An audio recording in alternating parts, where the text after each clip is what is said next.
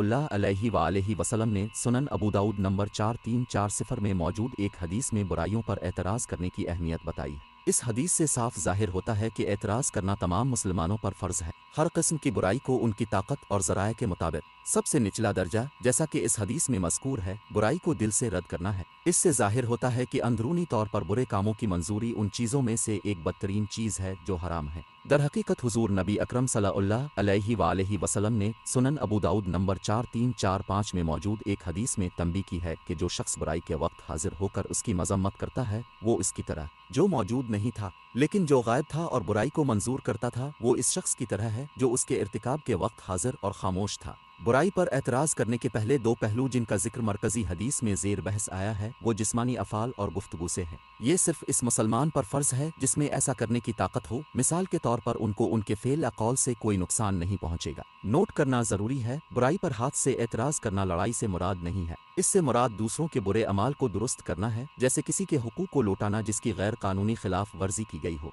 जो शख्स अभी तक ऐसा करने की पोजीशन में हो, ऐसा करने से बाज आ जाए। सुनन अबू दाऊद नंबर 4338 में मौजूद हदीस में अजाब की तंबीह की गई है। हुजूर नबी अकरम सल्लल्लाहु अलैहि वसल्लम ने जामे तिर्मिज़ी नंबर 2191 में मौजूद एक हदीस में मुसलमानों को नसीहत की है कि हक बात कहने में मखलूक से ना डरें। दरहकीकत वो शख्स जो मखलूक के खौफ को बुरी चीज़ों पर एतराज़ करने से रोकता है, इसे वो शख्स करार दिया गया है जो अपने अब से नफरत करता है, और क़यामत के दिन अल्लाह ताला इस पर तनकीद करेगा। सुनन इब्न माजा नंबर 4008 में मौजूद एक हदीस से इसकी तस्दीक होती है। गौर तलब है कि इससे मुराद वो नहीं है जो नुकसान के खौफ से खामोश रहे, क्योंकि ये एक काबिल कबूल उज़्र है। इसके बजाय इससे मुराद वो शख्स है जो लोगों की नज़रों में इस हैसियत की वजह से खामोश रहता है, हालांकि अगर वो इस बुराई के खिलाफ बात करे तो उसे डरने की कोई बात नहीं। सुनन अबू दाऊद नंबर 4341 में मौजूद एक हदीस में ये नसीहत की गई है कि जब दूसरे उनके लालच की इताअत करें, उनकी गलत राय और ख्वाहिशात की पैरवी करें, और जब वो मादी दुनिया को तरजीह दें, तो इंसान अपने अफ़ाल और गुफ्तगू से बुरी चीज़ों पर एतराज़ करना छोड़ सकता है।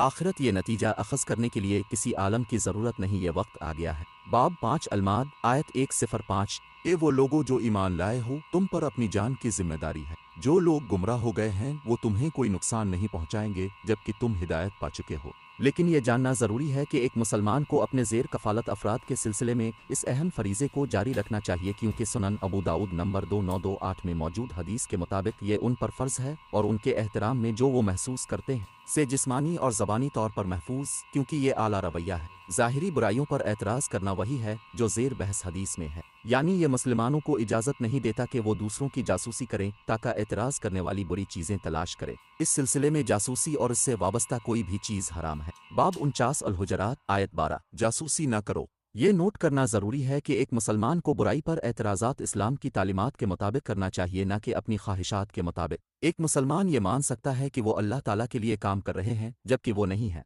ये इस वक्त साबित होता है जब वो बुराई पर इस तरह एतराज़ करते हैं जो इस्लाम की तालीमात से मुतसादिम है। दरहकीकत जिस चीज़ को नेकी समझा जाता है वो इस मनफी रवैया की वजह से गुनाह भी बन सकता है। एक मुसलमान को बुराई पर नरमी से एतराज़ करना चाहिए, तरजहा निजी तौर पर कुरान पाक की तालीमात और रसूल अल्लाह सल्लल्लाहु अलैहि वसल्लम की रवायात के मुताबिक। इस्लामी उलूम को सीखे और इस पर अमल किए बगैर उसका हुसूल मुमकिन नहीं। इन खुसूसियात का मुखालिफ सिर्फ लोगों को खुलूस दिल से तौबा करने से दूर करेगा और दूसरों को नाराज़ करने के नतीजे में मज़ीद गुनाहों का बाइस बन सकता है। आखिर में किसी को सही वक्त पर बुराई पर एतराज़ करना चाहिए, क्योंकि गलत वक्त पर किसी पर तमीरी तनकीद करना, जैसे कि जब वो गुस्से में हों, उन पर मुस्बत असर डालने में मुअस्सिर साबित होने का इम्कान नहीं है। बख्शिश हासिल